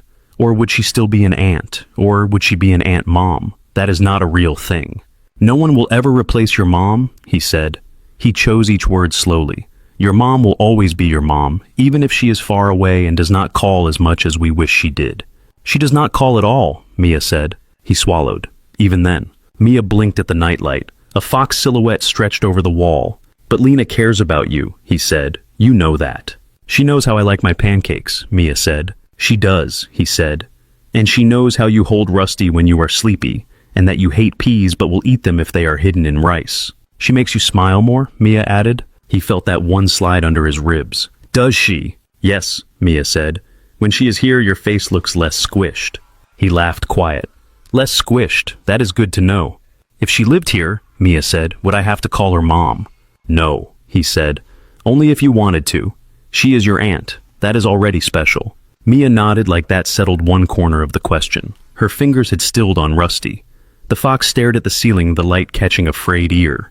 "I think it would be nice if she stayed more," Mia said. "She braids hair better than you, and she is not afraid of the dark." "I am not afraid of the dark," he said.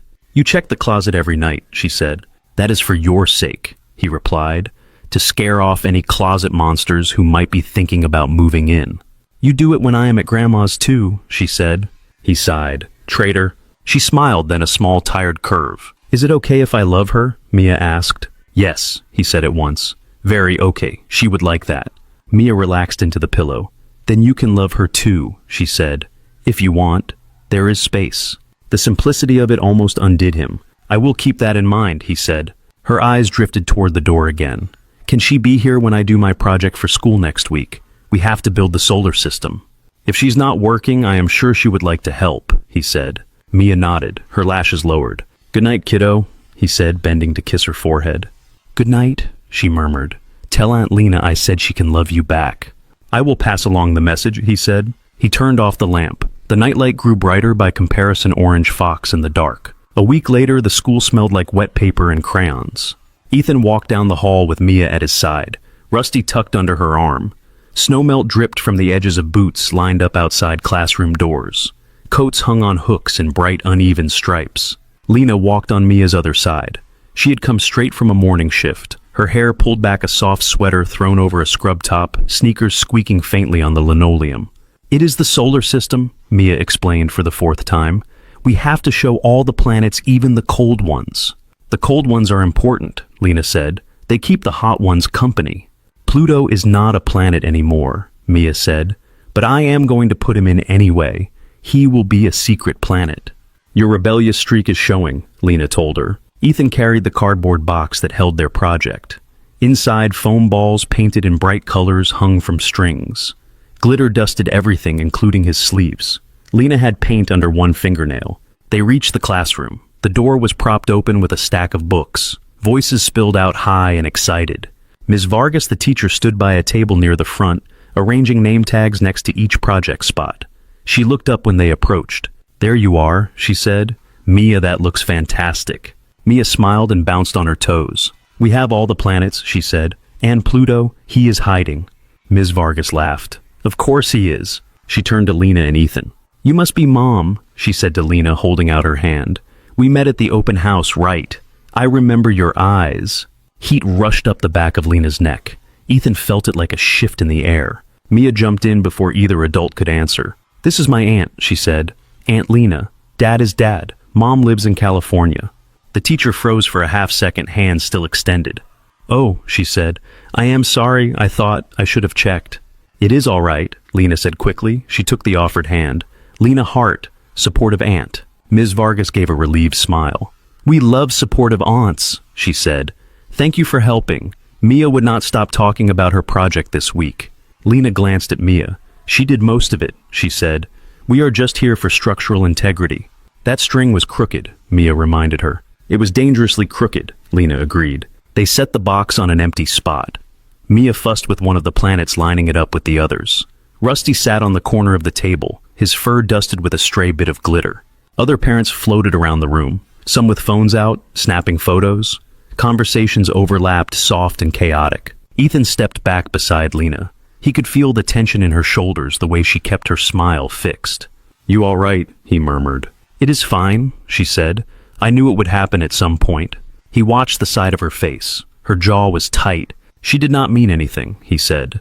"I know," Lena answered. "Teachers see family shapes and make assumptions. Everyone does." Mia ran over, grabbed Ethan's hand. "You have to see Liam's," she said. "He made Saturn with real rings from an old CD. It is shiny." Ethan went with her, letting himself be pulled into a small crowd of children and foam planets. Lena stayed where she was next to their project. She reached out and straightened Pluto's string. Her hand trembled slightly. Rusty leaned against the cardboard, his stitched eye tilted up toward her.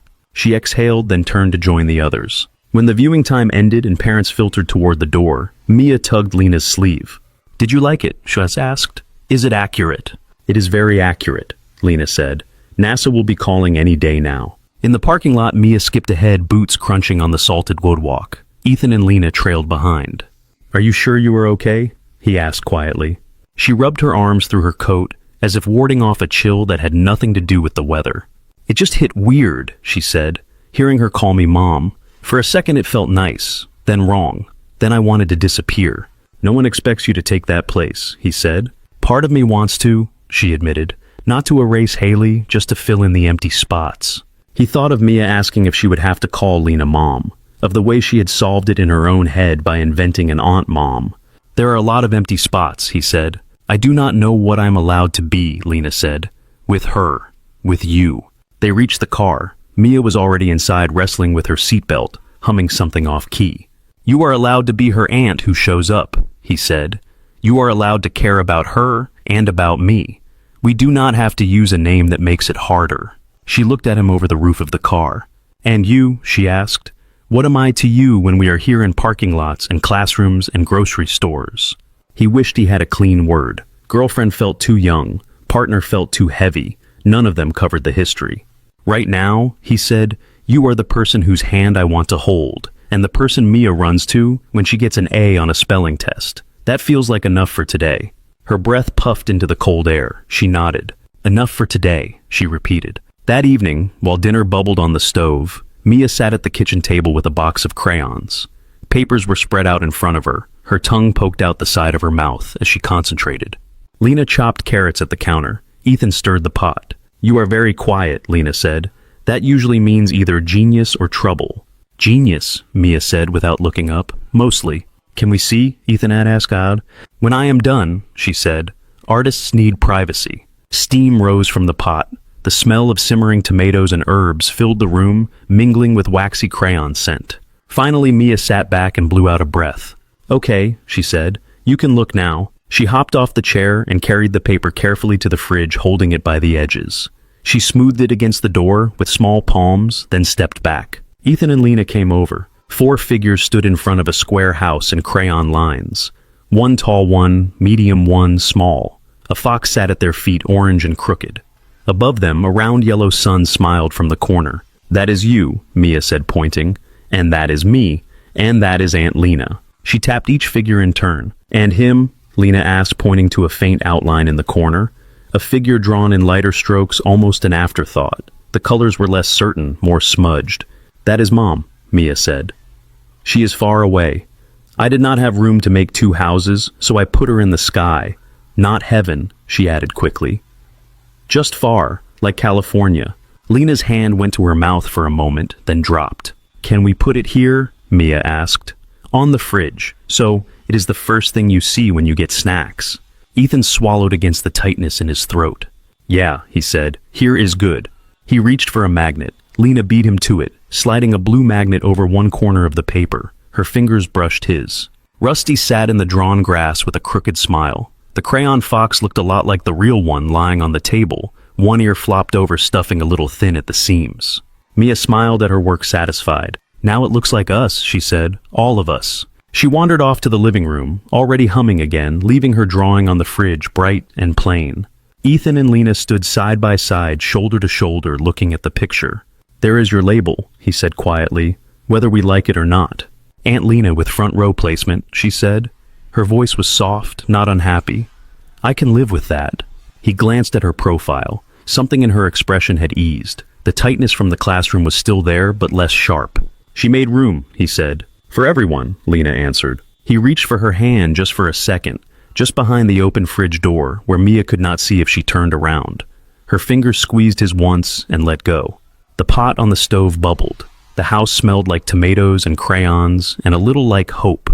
By late February, the snow had melted into dirty piles along the curb. The town felt gray and wet, caught between seasons. Ethan's front yard was a mix of damp grass and shallow puddles that reflected the low clouds. Inside the house had its own small weather. Most days it felt warmer than it used to. There was always some new drawing on the fridge, some half-finished puzzle on the coffee table. There was often an extra mug in the sink lipstick print at the rim. On the side of the fridge where Mia rarely looked, a postcard was pinned under a magnet shaped like a pineapple. Blue water, a strip of sand, palm trees. The handwriting on the back faced the metal hidden. Ethan knew every loop of the script anyway.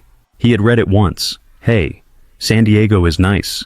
Maybe Mia can visit when she is older. Take care of her. H." He had not read it again. One Saturday afternoon, while Mia colored at the table and Lena rinsed apples in the sink, Ethan's phone buzzed on the counter. A little banner slid down the screen, flashing an Instagram notification. Lena glanced over. Her eyes flicked to his, then away. "What?" he asked, wiping his hands on a dish towel. "Nothing," she said. She rinsed another apple, fingers moving under the tap. The water ran clear over shiny red skin. "Lena," he said. She sighed and tapped her own phone, awake. A photo filled the small screen. A beach again, a drink with a tiny umbrella. Haley's profile picture in the corner, smaller, smiling. "She watched my story this morning," Lena said. "The one with Mia and the snowman. I did not tag you, just her." He studied the image. The snowman had been crooked. Mia's scarf had been wrapped twice around its neck. Rusty had sat at its base, pressed into the snow like a loyal guard. "Maybe it was an accident," he said. "Maybe," she said. Her thumb slipped, landed on the one picture with her niece in it. "What are the odds?" There was no heat in her voice, just a thin kind of tiredness. "She did not message," Lena added. "She never does." He set the towel down. "Does it make you want to say something?" "Yes," Lena said. "And no. I want to send her every photo I have of Mia. I also want to throw my phone in the bay." Mia hummed to herself at the table. She had drawn a fox in space wearing a helmet, stars scattered around him in blue and purple crayon. She looked up. "Can I have peanut butter too?" she asked. "On the apple," Ethan said. "Not instead of." She grinned. "Okay." Lena tossed him a look that said later, and reached for the jar. Later came that night, once Mia was in bed and Rusty was tucked firmly under her arm. Rain had started again, light but steady. It tapped at the windows, slid down the glass in narrow paths. Ethan and Lena sat on the couch with mugs of tea. The television glowed with a movie neither of them really watched. The volume was low. Most of their attention rested in the space between them. "You saw her watch it too," Lena said at last. I saw the notification, he said. I know the handle. She took a sip of tea. Steam fogged the air between her face and the cup. I keep thinking about her, Lena said. Not the way I used to, not good memories or even bad ones. Just her as this shape out there, a person who exists while we are in here doing science projects and bedtime stories. It is strange, he said. She used to be in every room in my head. Now she is more like a noise from the next house. You hear it sometimes. It does not change what you do in your own kitchen. Lena watched him over the rim of her mug. She is still my sister, she said. She is still Mia's mother. That means something, even when she does not show up. It means we will probably have to talk to her eventually, he said, about this. He did not point at the couch at their knees, pressed almost together at their mugs sitting side by side. She knew what he meant. I know, she said. I also know she will not like it. We are not doing anything wrong, he said. Two adults allowed to care about each other, who also care about a kid. Try explaining that to my mother, Lena said. The corner of her mouth lifted without humor. Or to Haley, who has a PhD in rewriting history.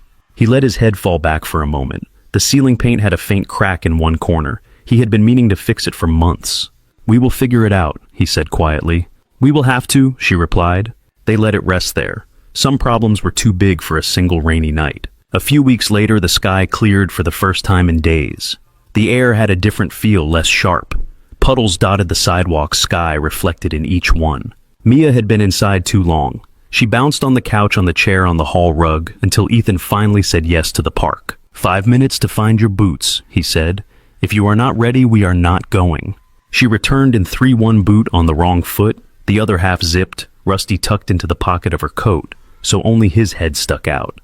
At the park, the ground was a patchwork of mud and damp grass. The slide shone with a thin sheen of leftover water. Mia did not care. She charged toward the climbing frame with a shout. Careful, Ethan called. I am always careful, she called back, immediately slipping in the mud and laughing. Lena shook her head. She walked beside Ethan, her hands deep in her jacket pockets. The wind lifted a few strands of hair around her face. They sat on the same bench as before, the wood chili through their jeans. The metal armrest was cold under Ethan's palm. Mia climbed and slid and climbed again. Rusty watched from the high platform propped between two bars, his fur moving in the breeze. Does she always bring him out? Lena asked. Always, Ethan said. He is her assistant, her emotional support fox. Lena smiled, small and fond. He takes his job seriously. They talked about small things. A neighbor's new dog. A patient of Lena's who had refused to wear a hospital gown because it was the wrong shade of blue. A client of Ethan's who had tried to pay him in homemade soap and old baseball cards. Clouds began to gather again, slowly thickening at the edges. We should head back soon, Ethan said, before it starts again. One more slide, Mia shouted, reading his mind, or simply following the unspoken rules of childhood. One more, he agreed. She climbed the ladder 2 rungs at a time. Rusty slipped a little, then righted at the top. Mia sat pushed off and flew down, hair lifting from her shoulders, boots spraying tiny specks of water when she landed. She ran toward them, cheeks pink. That was the fastest, she said. It looked fast, Lena said. World record. Rain began as a mist, then thickened to small droplets. Ethan felt them on his face, first cool and insistent. Time to go, he said. Grab Rusty. Mia spun. Her face changed. He is up there, she said. She ran back to the ladder, hands already slippery. She climbed to the second rung and looked up. The platform was empty. He fell, she said, voice high. Dad, he fell. Ethan scanned the ground around the slide. Mud. Footprints. A lost mitten near the steps. No orange fox. Maybe he is under, Lena said. She moved around the structure, crouching to peer into the shadows. I do not see him. Rain picked up. Drops spattered the metal, making small ringing sounds. Mia's eyes filled fast. Dad, she said, we have to find him. He does not like rain. Ethan checked the ladder, the edges, the grass. Nothing. Maybe he bounced further, he said. We will look. Just breathe all right. Mia's breaths were already coming quick and sharp. He will be scared, she said. He does not know where we went. Lena came back around the slide, hair damp, palms muddy. He is not under, she said quietly. Maybe the wind took him when you slid. Maybe he rolled. Rain darkened their jackets. Ethan squinted through it as scanning the playground. The world looked blurred at the edges. We will do a sweep, Lena said. Grid pattern. You and Mia take that side. I will take this one. Mia grabbed Ethan's hand, small and shaking. They walked back and forth, eyes on the ground, rain hitting their faces, their hair the toes of their boots. 10 minutes later, they had checked every patch of grass, every muddy puddle, every corner near the swings. No fox. Mia's tears mixed with the rain. It was hard to tell where one ended and the other began. "We have to keep looking," she said. "We cannot leave him." Ethan knelt in the mud without caring about his jeans. "Mia," he said gently, "we might need to go home and then come back when the rain stops. He might be easier to see when it is not coming straight into our eyes." She shook her head, curls whipping. "He will think we left him. He will think we forgot." Lena came to stand beside them. Her own face was wet now from rain, from effort, maybe from something else. "How about this?" she said. "We go home, get warm, and let Dad make hot chocolate. Then I will come back and look again. I will not stop until I find him." "You promise?" Mia said. "I cross my heart," Lena replied. She touched 2 fingers to her chest. "I will not go home until Rusty is back in somebody's arms." Mia searched her face. Rain dripped from her eyelashes. "You have to text Dad," she said. "If you find him, right away." "I will," Lena said. "Scout's honor." Mia nodded shaky. "Okay." They hurried to the car, shoes squelching. The heater blew lukewarm air that fogged the windows. Mia sniffled in the back seat, arms wrapped around herself. Without Rusty, her lap looked too empty. At the house, Ethan got Mia into dry clothes, wrapped her in a blanket on the couch, and handed her a steaming mug with mini marshmallows. "I am going back," he said. "But Lena is looking," Mia said, voice muffled against the blanket. "We will both look," he said. "Twice as many eyes, twice as fast." She nodded, but misery clung to her shoulders. Outside, the rain had eased to a steady curtain. The sky was a flat, dull gray. Lena was waiting by her car, hair plastered to her forehead, jacket zipped to her chin. "You are not letting me have the heroic moment," she said. "You can share it," he replied. They walked back to the park together. Mud sucked at their shoes. Their breath hung in faint clouds. This time they searched more slowly, under bushes, near trash cans, around the fence posts. Lena climbed the lower part of the slide, checking the underside of the platform again, hand tracing along the rusted edge. "There," Ethan said. Near the far corner of the playground fence, caught in the low branches of a shrub, a small orange shape sagged. Rusty hung by one arm, fur dark with water, one ear drooping more than usual. Lena got there first. She reached through the wet leaves, careful fingers untangling the fabric. She cradled the fox in both hands as if he had lungs. "He looks rough," she said. "He has been through worse," Ethan replied. They walked back to the car with the little fox between them. Water dripped from his paws. Dirt streaked his belly. At the house, they peeled off wet jackets, shoes, leaving a trail of mud on the mat. Mia sat up when they came in. Her eyes went straight to Lena's hands. "You found him!" she shouted. She launched herself off the couch blanket, falling away, bare feet slapping the floor. Lena knelt to meet her. She held Rusty out. "He was trying to climb the fence," Lena said.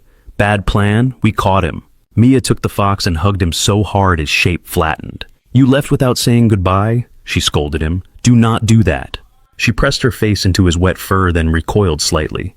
"He smells weird," she said. "Because he is soaked," Ethan said. "We need to dry him off and maybe give him a little surgery." Mia's eyes went wide. "No cutting." "No cutting," Lena said quickly. "Just stitches, tiny ones. I am very good at them." They set up an operating table on the kitchen counter, dish towels for sheets, a desk lamp pulled in for extra light. Mia stood on a chair to supervise, blanket wrapped around her shoulders again. Lena dabbed Rusty dry with a towel, then found a small tear at his side where stuffing poked through. Her hands moved steady and gentle with a needle and thread from the junk drawer. Ethan watched her bend over the worn toy, her hair falling forward, a tiny frown of concentration between her brows. The scene felt like a picture of something bigger than a fox with a ripped seam. "There," Lena said at last. She tied off the thread and smoothed the fur. "Good as new, or at least as good as a very brave fox can be." Mia took Rusty back carefully. She inspected the stitching. "He has a scar," she said. "Scars mean stories," Lena said. "Now he can tell the other toys about the time he went flying at the park and survived." Mia nodded, satisfied. She hugged him to her chest again. This time she did not seem to mind the smell. "I thought he was gone," she said softly. "I told you I would find him," Lena said. "I meant it." Mia looked from Rusty to Lena and then to Ethan. "You both came back," she said. "We did," Ethan said. She climbed down from the chair and padded toward her room. Rusty clutched in one arm, blanket dragging behind her like a cape.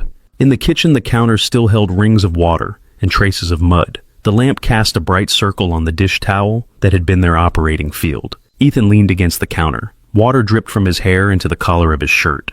He did not bother wiping it away.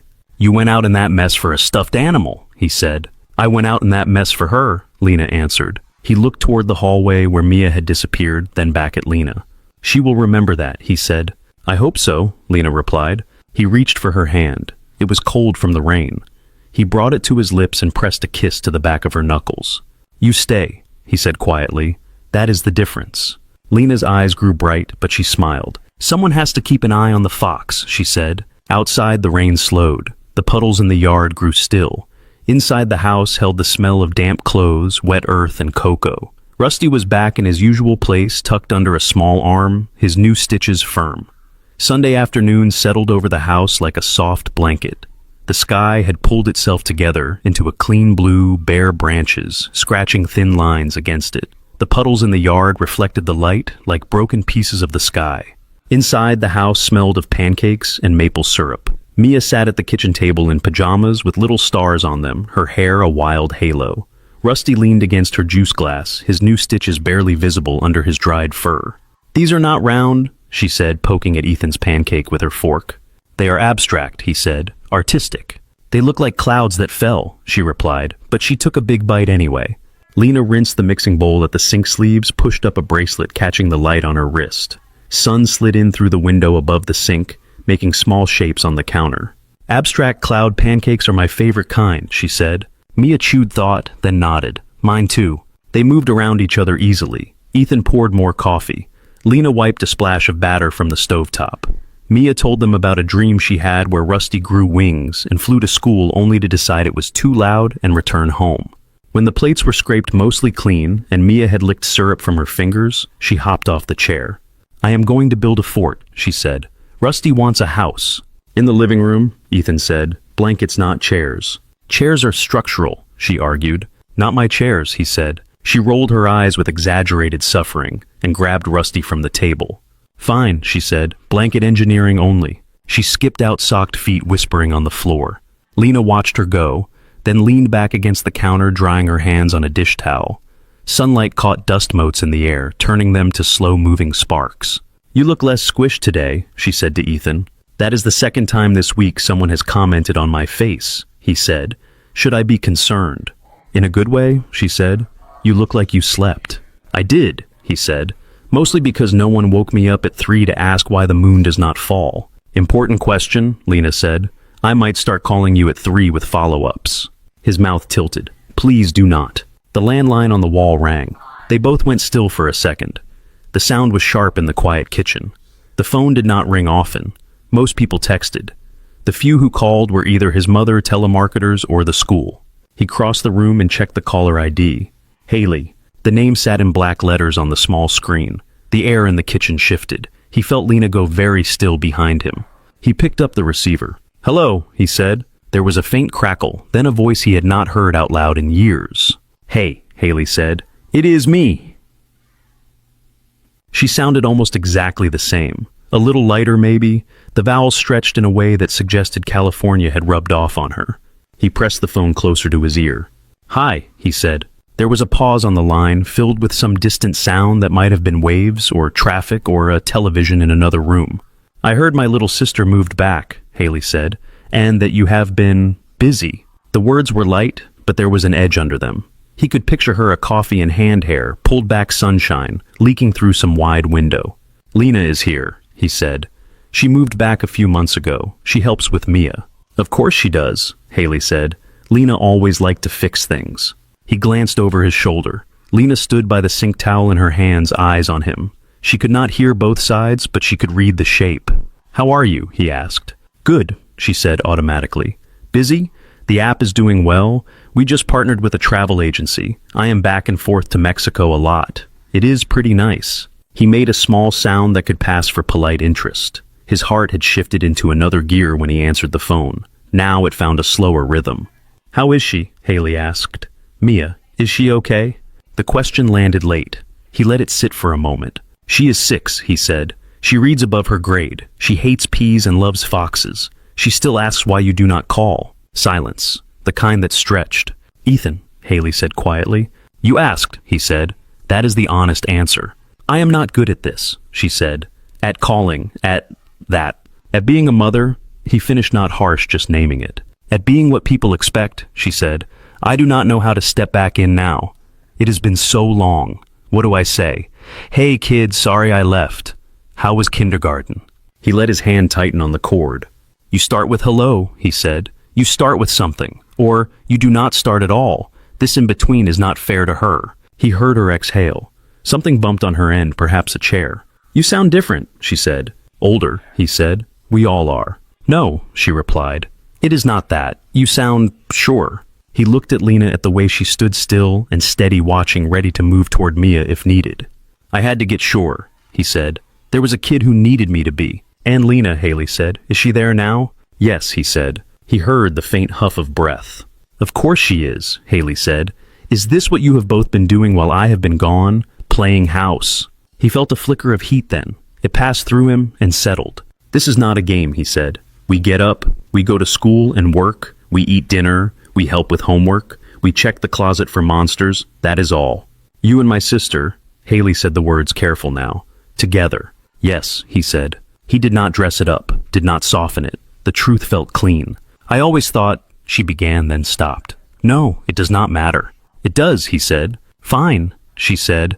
I always thought you and she got along too well. The way you looked at each other sometimes, I told myself it was in my head. I guess it was not. He looked at Lena. Her shoulders were tight, but her chin was lifted. We never crossed a line when you were here, he said. We did not do this to you. You left. The space you left did not stay empty. I know I left, she said sharply. Then her tone dropped. I know what I did. I live with that all the time, even if it does not look like it from your side of the country. The image shifted a little. He could see her now, not just on a sunny balcony, but in a quiet kitchen at night, phone face down on a table, a postcard unwritten. I am not calling to fight, she added. I called because I saw that video, the one with the snowman. Lena posted it, he said. I know, she said.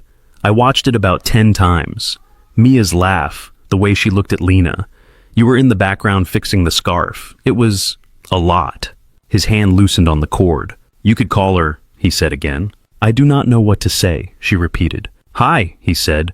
Start there. Tell her you liked her snowman. Tell her the truth, or as much as you can manage. Does she even want to talk to me? Haley asked. She asks about you, he said. She wants to know why you do not call. She wants to know if you forgot our number. He heard a small sound on the line. He could not tell if she had choked on a laugh or a breath. I did not forget, she said. Then use it, he said. Silence again. The clock over the stove ticked. Out in the living room, a blanket rustled as Mia rearranged her fort. If I talk to her, Haley said, what are you and Lena going to be to her? We are the ones who live here, he said. We are the ones who make pancakes and fix toy foxes and stand on the sidelines when she runs for a ball and misses. That is what she calls real. You are her mom. That will not change. He swallowed. But we are not asking your permission, he said, for us. He felt Lena's attention sharpen at that. He kept his eyes on the tile. You sound braver, Haley said. Maybe I am, he replied. Another pause. Then quietly, can I talk to her? He looked at Lena. She nodded once. Give me a second, he said. He covered the receiver with his palm. It is her, he said to Lena. She wants to talk to Mia. Lena's jaw worked. She looked toward the living room, then back at him. Ask Mia, she said. Let it be her choice. He went to the archway. Mia, he said. The fort in the living room was an elaborate arrangement of chairs, blankets, and couch cushions. The entrance sagged a little. A small hand pulled it back.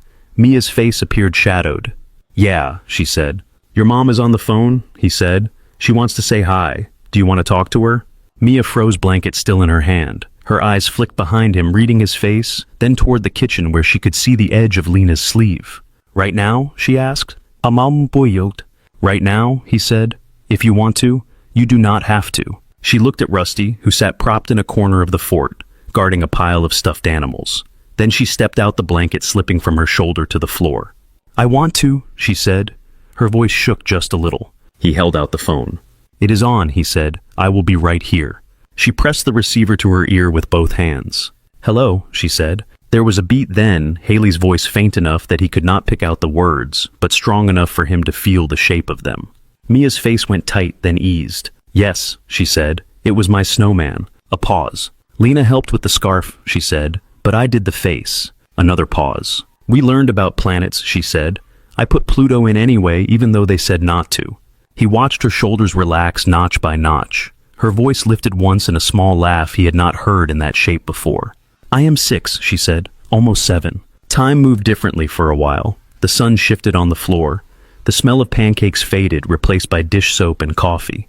Finally, Mia held the phone away and looked at Ethan. She said bye, Mia said. She said she will call again. Do you want to say anything else? He asked. Mia thought, then lifted the phone back up. Okay, she said into the receiver. Bye. She pressed the end button with her thumb and handed the phone back. How do you feel? He asked. Mia shrugged. Her eyes were shiny. Strange, she said, but not bad. Rusty looked at her from the fort, one ear bent. She went to him and tucked him under her arm. Can I go back to my house now? She asked. Yeah, he said softly. Go finish your engineering. She disappeared into the blankets again.